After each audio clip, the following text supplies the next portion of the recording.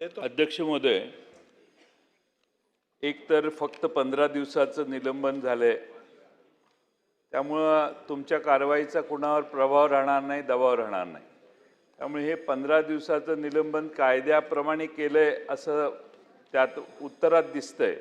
माझं म्हणणं माननीय मंत्री महोदय, हे 15 दिवसाचं निलंबन 6 महिन्यासाठी करतील का? आपण ज्यांचे लायसन्स रद्द करता ती लोक त्याच प्रिमायसेसमध्ये त्याच दुकानात नवं दुकान दुसऱ्या नावाने काढतात आणि त्यामुळे याच्यावर तुम्ही प्रतिबंध काय करणार? आणि तिसरा माझा प्रश्न, आता आखाती देशात युद्ध भडकलंय, आता खतांच्या किमती वाढायला लागणार आहेत, तर त्याच्याविषयी तुमच्याकडे काय उपाययोजना आहे? अध्यक्ष महोदय, ज्येष्ठ सदस्य जयंत पाटील साहेबांनी सांगितलं की ते 15 दिवसाची कारवाई ही खरं तर जास्त दिवसाची करणं गरजेचं होतं.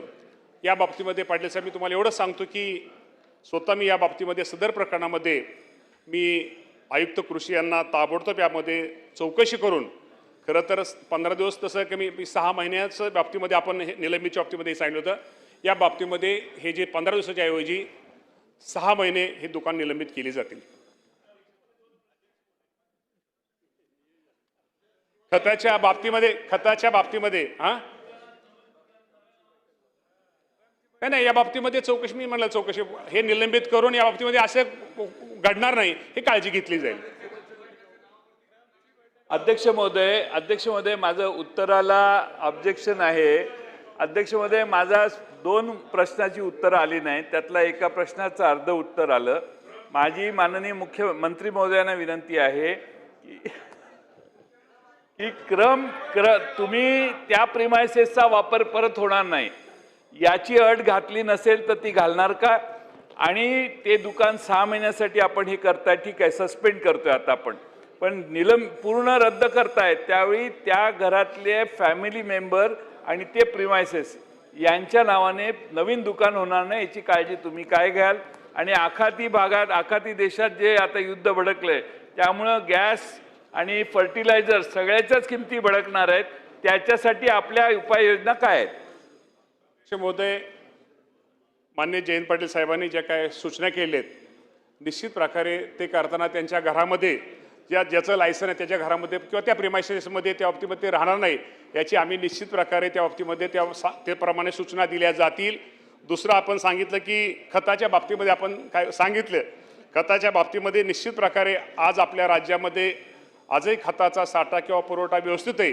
अजूनही त्या बाबतीमध्ये आज जर राज्यस्तराचा जर विचार केला तर साधारणतः 31,31,35,000 मेट्रिक टनाचे आपल्याला मंजूर आपल्या आवरटन आहे आणि प्रत्यक्ष उपलब्ध साठा हा 39,79,000 आहे. त्यामुळे आपल्याकडे शिल्लक साठा खताच्या बाबतीमध्ये आहे. आणि मगाशी नांदेड जिल्ह्याचा त्यांनी सदस्यांनी प्रश्न विचारला होता, नांदेडच्या बाबतीमध्ये सुद्धा शिल्लक साठा खताच्या बाबतीत आजही खताच्या बाबतीमध्ये आपल्याला कुठल्याही प्रकारची अडचण राहणार नाही. अध्यक्ष महोदय, मंत्री महोदयांनी उत्तरात सांगितलंय की 266 रुपये युरियाची किंमत आहे आणि 325 रुपये घेतले जातात, तर होय असं उत्तर दिलंय. मग ह्याच्यावर कारवाई काय होणार? आणि अध्यक्ष महोदय, युरिया घेत असताना युरियाबरोबर लिंकिंग केलं जातं आणि शेतकऱ्याबरोबर दुकानदार देखील पिळवणूक होती आहे, तर या लिंकिंगच्या संदर्भात मंत्री महोदय कडक प्रत्येक वेळी बैठक पण घेतली आपण, परंतु निर्णय काय होत नाही. मात्र खत घेताना लिंकिंग घेतल्याशिवाय 2000चं युरिया मिळत नाही. अध्यक्ष महोदय, खरं तर आपल्या सर्वांना माहिती की शेतकऱ्यांचा लिंकिंगच्या बाबतीमध्ये किंवा अनेक सदस्यांच्या नेहमीच त्या बाबतीमध्ये तिथल्या भागातले शेतकरी त्यांना मागणी करत असतात आणि त्यांची जी मागणी रास्त या बाबतीमध्ये खरं तर या बाबतीमध्ये सखोल अशी त्या बाबतीमध्ये चर्चा होणं निश्चित प्रकारे भविष्यामध्ये गरजेचं आहे. या बाबतीमध्ये अनेक सदस्यांनी, आपल्या सर्वांना माहिती आहे की अनेक सदस्यांनी या बाबतीमध्ये तक्रारी केलेल्या आहेत. आज त्यांनी अभिजित पाटील यांनी तक्रार मांडली, यामध्ये खरंच ती तक्रार ही रास्त आहे.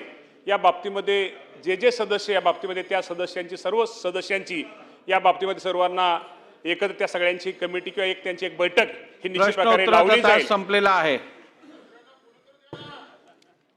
कागदपत्रे सभागृहाच्या पटलावर ठेवणे. माननीय उच्च व तंत्र शिक्षण मंत्री महोदय, मी आपल्या अनुमतीने महाराष्ट्र